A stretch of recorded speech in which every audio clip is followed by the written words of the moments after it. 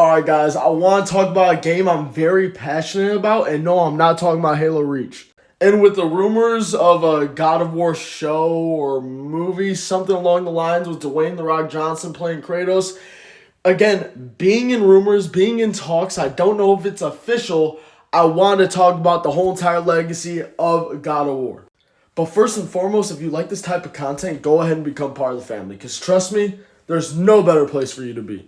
Now, the reason I want to talk about this is just because I don't think enough people realize how good of a whole entire series this truly was. The God of War Saga was just something different.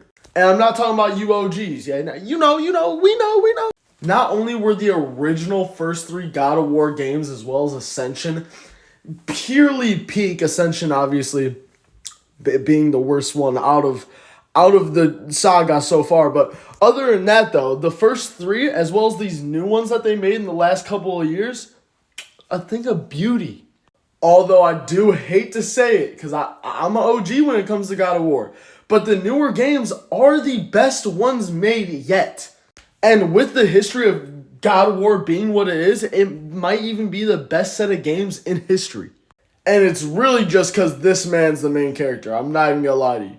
Now, to give you a quick summary of how the game starts off, you basically start off as an aged Kratos after the events of God of War 3 when he killed all of the gods in the Greek mythology. I believe it was Greek mythology, right? He then somehow goes into the land of Norse mythology. Yeah, don't know how he did that shit. Bro said, nah, killing these gods are just not enough. Now, after traveling here, he meets a woman, settles down with her, and has a kid. This woman ends up falling ill, later on, dying, RIP to the girl. However, they have a kid that Kratos is left to raise. And if you know Kratos, he's definitely not the parent type.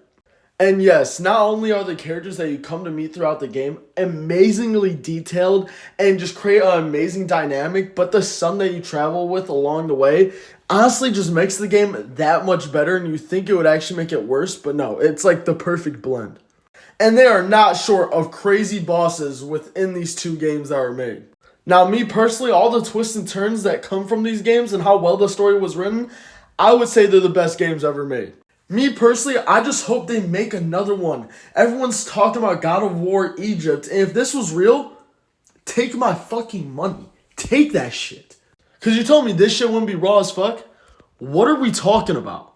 You honestly would not have to convince me if I'm seeing the pyramids and this huge giant...